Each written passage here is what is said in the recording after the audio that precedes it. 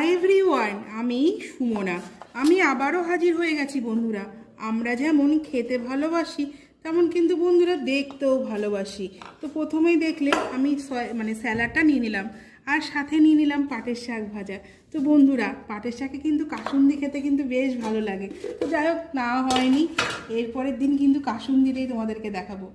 আর আজকে হয়েছে কি বলো তো, শাটি মাছের একদম পাতলা করে ঝোল হয়েছে।